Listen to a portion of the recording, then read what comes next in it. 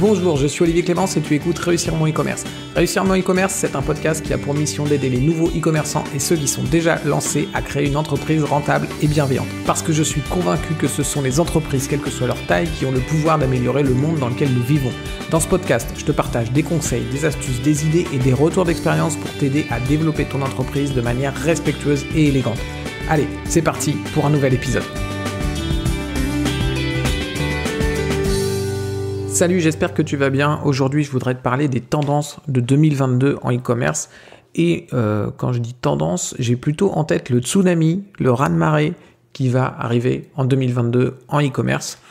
Alors, t'es pas sans savoir, je suppose que 2021 a été une année de Covid, une année bien galère, et une année qui a du coup, le Covid a du coup généré deux choses importantes en e-commerce. La première chose, c'est qu'il y a énormément de personnes, de consommateurs qui se sont rendus compte que acheter sur Internet, c'était plutôt cool. Ils n'ont pas eu le choix. Ils sont allés sur Internet pour acheter des trucs qu'ils ne pouvaient pas acheter autrement parce que les magasins étaient fermés, parce qu'ils n'avaient pas accès, parce qu'ils ne pouvaient pas sortir, parce que plein de trucs. Et du coup, ils ont acheté des choses. Alors, il y a des personnes qui ne commandaient jamais sur Internet qui se sont mis à commander. Et il y a des personnes qui commandaient déjà sur Internet, mais qui se sont mis à commander des choses qu'ils n'achetaient pas sur Internet. Par exemple, du mobilier, des choses qu'ils n'auraient pas achetées habituellement sur Internet. Ils se sont mis à les commander sur Internet. Qu'est-ce que ça veut dire ? Ça veut dire qu'ils se sont créés des nouvelles habitudes. Des nouvelles habitudes, ils se sont rendus compte que, oui, on pouvait commander des meubles sur Internet, oui, on pouvait être livré, oui, les meubles, c'était cool, on avait parfois plus de choix sur Internet, etc., etc. Et du coup, ils se sont créés des nouvelles habitudes et des habitudes qu'ils vont garder. Il y a plein d'études qui ont été faites sur le sujet qui montrent que les gens ont beaucoup plus commandé et ont pris cette habitude et vont garder cette habitude, qui nous ont déclaré que oui, maintenant, ils allaient commander plus sur Internet, etc. Il y a plein d'études sur le sujet. Et qu'est-ce que ça veut dire ? En gros, ça veut dire que le marché du e-commerce, il a fait un bond en avant. Il a fait un bond de plusieurs années en avant. Alors, il y a des personnes qui disent qu'il a pris 5 ans d'avance, etc. En gros, sur un marché, les gens ont besoin forcément de s'éduquer au fur et à mesure. Et le e-commerce, il y avait encore tous les ans une progression parce qu'il y avait de plus en plus de gens qui s'éduquaient. Mais là, on a fait un bond de plusieurs années dans l'éducation des personnes parce qu'elles n'ont pas eu le choix, elles sont allées commander sur Internet. Et ça, clairement, pour les e-commerçants, c'est super, méga cool. Ça veut dire qu'on a un marché qui a 5 ans d'avance et donc qui est beaucoup plus gros que ce qu'il était il y a 1 an, 2 ans. Ok, ça c'est la bonne nouvelle. Par contre, il y a une mauvaise nouvelle. La mauvaise nouvelle, c'est que autant tu as plein de consommateurs qui sont allés sur Internet, autant tu as plein de commerçants qui se sont mis à devenir des e-commerçants. Tu as plein de boutiques physiques qui se sont mis à créer un site Internet. Elles n'avaient pas de site e-commerce, elles ont lancé leur site e-commerce. Il y en a plein qui avaient déjà un site e-commerce mais qui ne s'en occupaient pas, c'est aucune importance le truc, elles se sont mis à bosser dessus. Et en fait, il y a plein d'entreprises, il y a plein d'e-commerçants, il y a plein de commerçants qui sont devenus e-commerçants et qui se sont rendus compte de la puissance du truc, de la puissance d'Internet, de la puissance du site e-commerce. Et non seulement ils se sont rendus compte de la puissance d'un site e-commerce, mais ils se sont aussi rendus compte de la sécurité que ça leur apporte parce que, ils sont plus dépendants que d'un truc, c'est-à-dire leur magasin physique. Ils sont dépendants, finalement, ils ont 2 solutions et du coup, ils sont beaucoup plus sécures qu'avant. Et évidemment, je te parle là, l'exemple que je te prends, c'est une boutique physique qui lance un site e-commerce, mais tu as des chaînes de boutiques, des chaînes de magasins qui se sont mis beaucoup plus sérieusement sur Internet qu'avant. Et donc, ils ont compris la puissance du truc. Alors, parmi toutes ces personnes qui se sont lancées sur 2021 et 2020 dans le e-commerce, il y en a plein qui vont se planter. Parce qu'elles ne vont pas apprendre à gérer un site e-commerce, elles ne vont pas réussir à se lancer dans la machine Internet, etc. Il y en a plein qui vont se planter. Mais parmi eux, il y en a aussi beaucoup qui vont marcher. Il y en a beaucoup qui seraient venus comme les consommateurs. Il y en a beaucoup qui seraient venus 5 ans plus tard en fait dans le e-commerce, mais qui vont venir aujourd'hui. Enfin, qui sont déjà rentrés en fait. Ils sont déjà rentrés aujourd'hui. Et ce qui va se passer, c'est qu'ils vont fonctionner. Ils vont réussir à prendre le train. Ils vont réussir à faire fonctionner leur site internet. Qu'est-ce que ça veut dire pour toi ? ça veut dire que tu vas avoir un véritable tsunami de concurrence.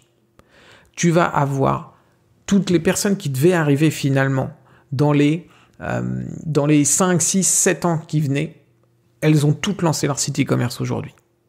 Et ça, c'est important de le comprendre. C'est-à-dire qu'en gros, autant notre marché, le marché du e-commerce, il a grossi parce qu'on a récupéré 5, 6 ans de clients qui se sont tous mis en une année sur Internet, eh bien, tu as la même chose en concurrence. Tu as 5, 6 ans de commerçants qui auraient pris des années avant de se lancer dans le e-commerce, qui se sont tous lancés aujourd'hui.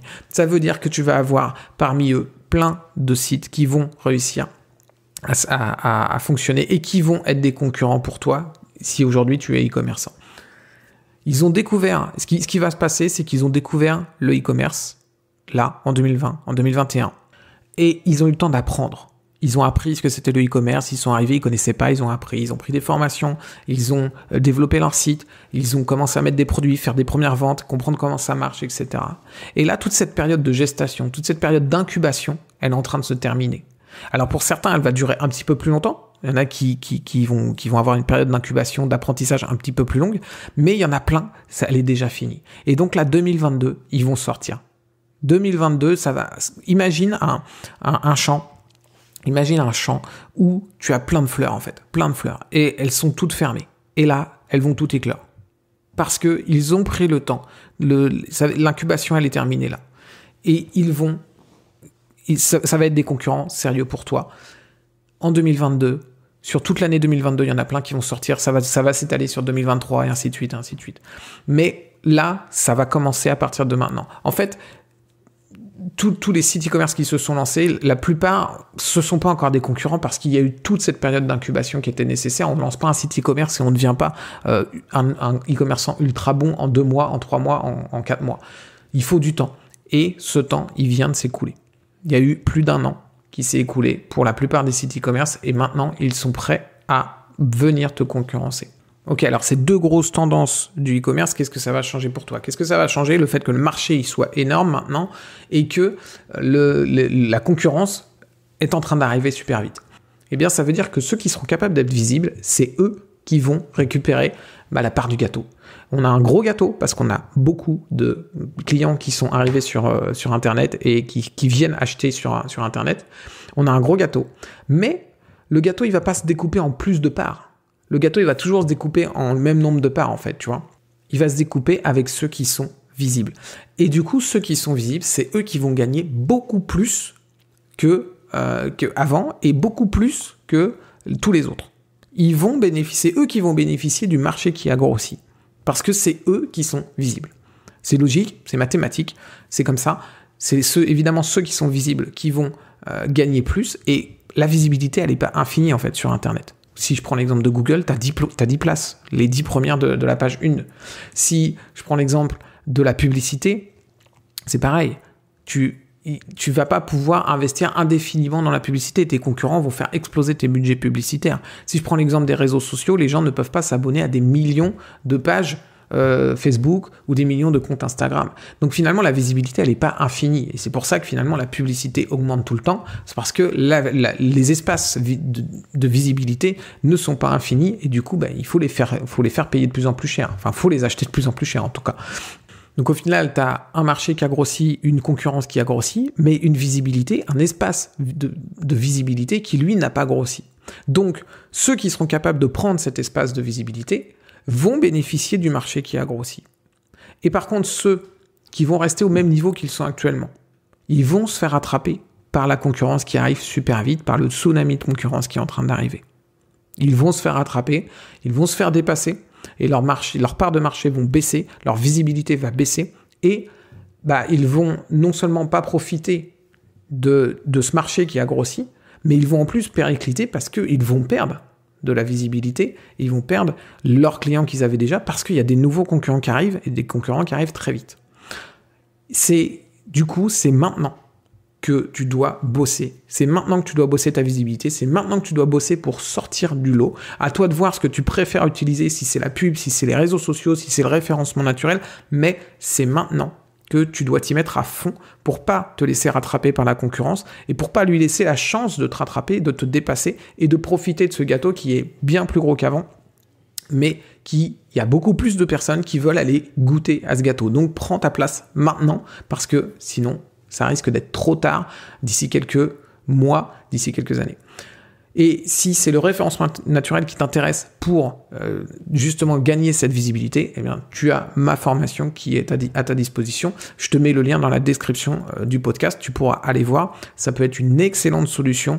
Alors, je vais pas faire l'apologie du référencement naturel ici. C'est pas le but du podcast, mais voilà, le SEO, ça va être un levier ultra puissant pour justement gagner cette visibilité ou garder cette visibilité si tu en as déjà, pour justement profiter de ce marché qui est énorme, de ce gros gâteau qui est énorme et te protéger du tsunami de concurrence qui arrive.